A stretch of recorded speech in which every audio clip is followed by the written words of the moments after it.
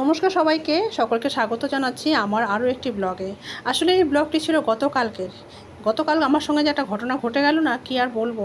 অবশ্যই পুরো ভিডিওর সঙ্গে থাকো, আমি কথাটা নিশ্চয়ই জানাবো তোমাদের।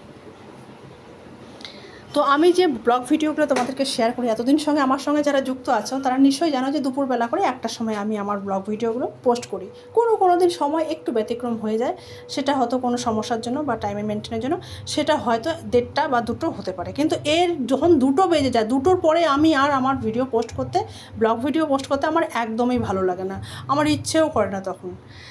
তো আমি কালকে যথারীতি ভিডিওটা পোস্ট করতে বসিয়েছি, সেই আপলোডিং এমন পরিমাণে হয়ে যাচ্ছে। একটার সময় পোস্ট করেছি 4টে বাজে, তখনও ভিডিও পোস্ট কমপ্লিট হচ্ছে না, মানে আপলোড হয়েই যাচ্ছে। মাথা পুরো গরম হয়ে বাধ্য হলাম তখন ওটাকে রিমুভ করে দিতে। বৃষ্টি তো হয়েই যাচ্ছে, অনবরত 2 দিন ধরে টানা বৃষ্টি হয়েই যাচ্ছে, ঝিমঝিম ঝুমঝুম রিঝিম রিঝিম বৃষ্টি হয়ে যাচ্ছে। সবার কাছে যাচ্ছি, সবাই খিচুড়ি খাচ্ছে, রিমঝিম রুমঝুম গান করছে, ছাতা নিয়েই নাচছে, কিন্তু আমি ওগুলো কিছু করতে পারছি না। সত্যিকারে নাচের বিষয়ে, ডান্সের বিষয়ে ভীষণ আনাড়ি।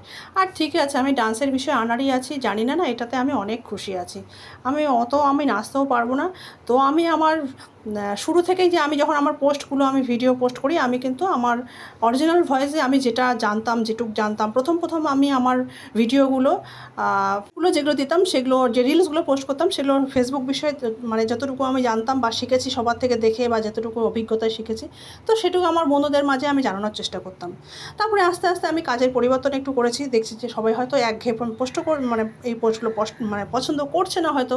তো আমি ওখান থেকে সরে আমি এখন আমার যেটা ভালো লাগে, বা চোখের আশেপাশে যেটুক দেখি, বা যে নিজের অভিজ্ঞতায় সেগুলো বলার চেষ্টা করি। তো ভিডিওগুলো তোমাদের কেমন লাগে সেগুলো অবশ্যই কমেন্টের মাধ্যমে তোমরা জানাবে। ভালো মন্দ যাই হোক না কেন, অবশ্যই তোমাদের নিজস্ব মতামত তোমরা নিজের মতো করে তুলে ধরবে। তো এত বৃষ্টি হয়েছে, বৃষ্টির মধ্যেই তো সবার ঘরে ঘরে, কালকে বাঙালির ঘরে ঘরে খিচুড়ি উৎসব পালন হয়েছে। তো আমার ঘরেও হয়েছে। আমি সকাল থেকেই ব্লগটা শুরু করেছিলাম। সকালবেলা আমার মেয়ে দাঁত ব্রাশ করছিল, ওর জন্য পাস্তাও অল্প করে বানিয়ে এনেছিলাম, কারণ ঘরে কিচ্ছু ছিল না, সবজি টবজি কিচ্ছু ছিল না। আর আরও একটা বড় এখন আমাদের একটা সমস্যা, দুর্ঘটনা ঘটে গেছে, যে আমার যে শ্বশুরমশাই, স্বর্গীয় শ্বশুরমশাই, ওনার যে ভাই ছিলেন আর কি, সেজ ভাই, তো উনিও কালকে গত হয়েছেন। গতকালকে গত হওয়ার ফলে, তো সেই জন্য আমরাও এখন আমাদের এই 12-13 দিন আমাদের ঘরে নিরামিষই যাবে। আমরা নিরামিষই খাবো, তেল মশলা জাতীয় এইসব খাবারগুলোই খাবো, কিন্তু নিরামিষ খাবো। মাছ মাংস এইসব আমাদের ঘরে এই কদিন হবে না।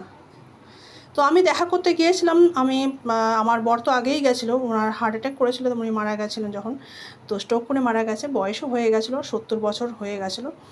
তো আমি দেখা করতে গেছিলাম, কিন্তু গিয়ে দেখি অলরেডি নিয়ে যাওয়া হয়ে গেছে, শ্মশানঘাটে চলে গেছিলো। তো আমি তো ওখান থেকে চলে আসি সঙ্গে সঙ্গে। এখন আমাদের ঘরেই টানা 12-13 দিন যাহাতুক নিরামিষই চলবে। আর তোমরা জানো, নিরামিষ নানান রকম চিন্তাভাবনা করতে হয়, কী রান্না করব, কী খাবো। সবজি অনেক রকমই পাওয়া যাবে, কিন্তু প্রতিদিনই একটা চিন্তা থাকবে, কী খাবো আছে, কী রান্না করব।